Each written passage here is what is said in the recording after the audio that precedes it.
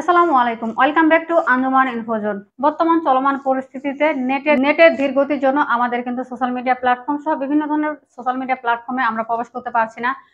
তবে ভিপিএন ব্যবহার করে সোশ্যাল মিডিয়া প্ল্যাটফর্ম কিছুটা ব্রাউজিং করা যাচ্ছে বা প্রবেশ করা যাচ্ছে, টুকটাক কাজ করা যাচ্ছে, তবে সেরকম কোনো আশানুরূপ ফল পাওয়া যাচ্ছে না। তবে আজকে আমি আপনাদের সাথে যে বিষয়টা শেয়ার করব, যে ভিপিএন অন করে সোশ্যাল মিডিয়া ব্যবহার করা আমাদের জন্য কতটা নিরাপদ। তো আমরা সোশ্যাল মিডিয়া চালানোর জন্য বা ফেসবুকে চালানোর জন্য, টিকটক চালানোর জন্য নিজেদের কোনো ক্ষতি করছে কিনা সেটা কিন্তু আমাদের অবশ্যই জানতে হবে ভিপিএন এর সঠিক ব্যবহার সম্পর্কে। তো চলেন জেনে আসি। তো ভিপিএন ব্যবহার করার আগে প্রথমেই আমাদের জানতে হবে যে ভিপিএন ব্যবহারের সুবিধা অসুবিধাগুলো কি, এই ভিপিএন কিভাবে কাজ করে। তো সুবিধা থেকে আজকে অসুবিধাগুলো নিয়ে কাজ করব, যেহেতু ভিপিএন এই মুহূর্তে বাংলাদেশের অসংখ্য মানুষ ব্যবহার করছে।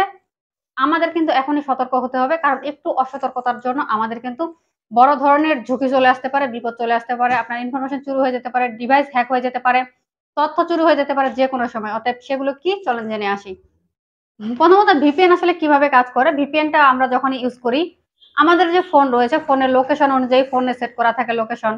তারপর আপনার যদি ফেসবুক পেজ থাকে, ইউটিউব চ্যানেল থাকে, ইনস্টাগ্রাম অ্যাকাউন্ট থাকে, টিকটকে থাকে, সেখানে কিন্তু আমাদের লোকেশন দেওয়া রয়েছে প্রতিটি প্ল্যাটফর্মের মধ্যেই। এই ডিভাইসের লোকেশনও কিন্তু আমাদের ট্র্যাক করতে পারে সব ধরনের সোশ্যাল মিডিয়া।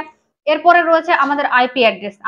আমাদের আইপি অ্যাড্রেসও কিন্তু আমাদের ডিভাইস কিন্তু লোকেট করতে পারে। এখন কথা হলো যে আপনি যখনই ভিপিএন ব্যবহার করছেন, এই ভিপিএনটা আসলে কিভাবে কাজ করে দেখেন। আপনি যখন ভিপিএনটা অন করছেন, ভিপিএন এর লোকেশন কিন্তু চেঞ্জ হয়। আপনি বাংলাদেশের লোকেশন আপনাকে কিন্তু দেখাবে না, এই ভিপিএন বিভিন্ন দেশের লোকেশন আপনাকে দেখাবে আপনার ডিভাইসের মধ্যে। তো যখনই বিভিন্ন লোকেশন আপনাদের ডিভাইসের মধ্যে দেখাবে, তখনই আপনার যে সোশ্যাল মিডিয়া প্ল্যাটফর্মের যে অ্যালগোরিদম রয়েছে, রোবট রয়েছে, ইউটিউব, ফেসবুক, টিকটক, ইনস্টাগ্রাম, এই রোবটগুলো বিভ্রান্ত হয়ে যেতে পারে। তারা মনে করতে পারে কোনো ধরনের স্প্যাম করার চেষ্টা করছে কেউ, ঠিক আছে।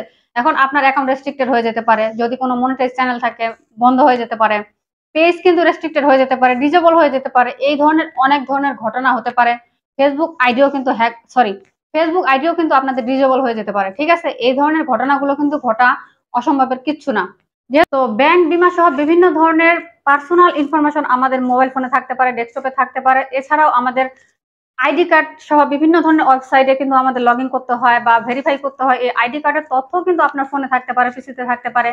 এগুলো কিন্তু নিরাপদ ততটা থাকবে না যতক্ষণ না আপনি পেড ভিপিএন ব্যবহার করছেন। যদি পেড ভিপিএন ব্যবহার করে থাকেন, তাহলে এ ধরনের ঝুঁকি আপনার তেমন থাকবে না। তবে ফ্রি ভিপিএন ব্যবহার করলে আপনার কিছুটা ঝুঁকি বাড়তে পারে। ইমার্জেন্সি যদি হয়ে থাকে, খুব ইমার্জেন্সি, তাহলে আপনি ভিপিএনটা অন করে কাজ করেন। কাজ করা হয়ে গেলে ভিপিএনটা অফ করে রাখেন। আর যদি আপনি পারেন যে না আমি চালাবো না ভিপিএন, যদি একবারে বন্ধ রাখতে পারেন বা ভিপিএন না চালান, সেটা আপনার জন্য বেটার হবে। তো আমাদের জন্য পরামর্শ হলো, যদি প্রয়োজন না হয় তাহলে আপনাদের ভিপিএন ব্যবহার করার দরকার নাই। হ্যাঁ, যদি সামর্থ্য থাকে তাহলে পেড ভিপিএনটা ব্যবহার করেন, সেটাতে কোনো রিস্ক নাই। তবে হ্যাঁ, আমি আবারও বলতেছি যে বাংলাদেশের অসংখ্য মানুষ এই মুহূর্তে ভিপিএন ব্যবহার করছে, কারো কোনো সমস্যা হয়নি। কিন্তু কোনো একজনের যদি সমস্যা হয়, সেটা আমরা কিভাবে বুঝবো বা এটা দায় কার বলেন? অবশ্যই আমাদেরকে সতর্ক থাকতে হবে। ভিপিএন ব্যবহারে অনেক বেশি সতর্ক থাকবেন। তো এই ছিল আজকের ভিডিও। আশা করছি ভিডিওটি আপনাদের কাজে লাগবে। অবশ্যই আঞ্জুমান ইনফোজন চ্যানেলটিকে সাপোর্ট করবেন, লাইক কমেন্ট করে। সকলে ভালো থাকবেন। দেখা হচ্ছে পরবর্তী ভিডিওতে। আল্লাহ হাফেজ।